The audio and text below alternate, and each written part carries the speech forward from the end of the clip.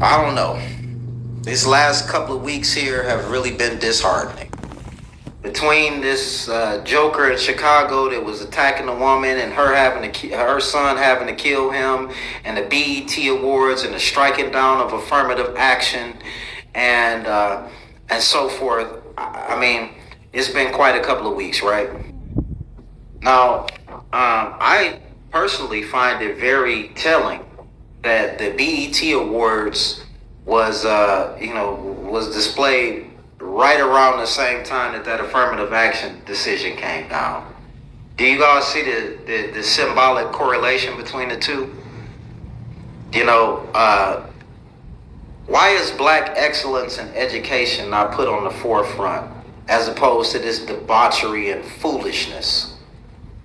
You know, why is it socially acceptable for us to portray ourselves as coons and buffoons and skanks and whores and losers and criminals and drug addicts, but we don't see a display of black excellence? Why is it that, I was a youth minister for many years, and one thing that always just used to baffle me would be how you could have one family and the daughters are doing good and the sons don't amount to a hill of beans. Why is it that all we throw at our sons is basketballs and footballs?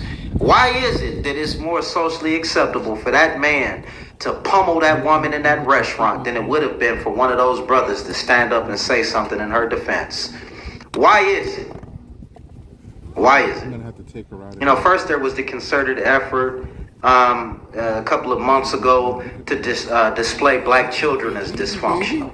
Between the BET Awards and those sisters twerking on top of the Elmina slave castle, there's a concerted effort to display our women as dysfunctional, toxic whores.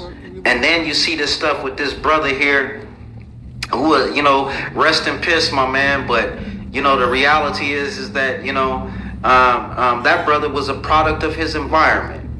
And the reality is you got a whole lot of guys, a whole lot of men who actually were defending his acts of evil. We are absolutely lost.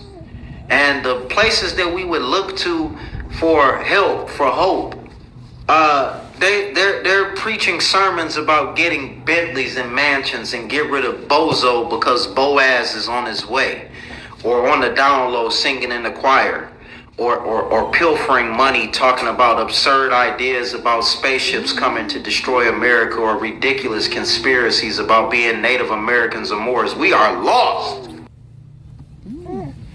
I don't know. These last couple of weeks here have really been disheartening.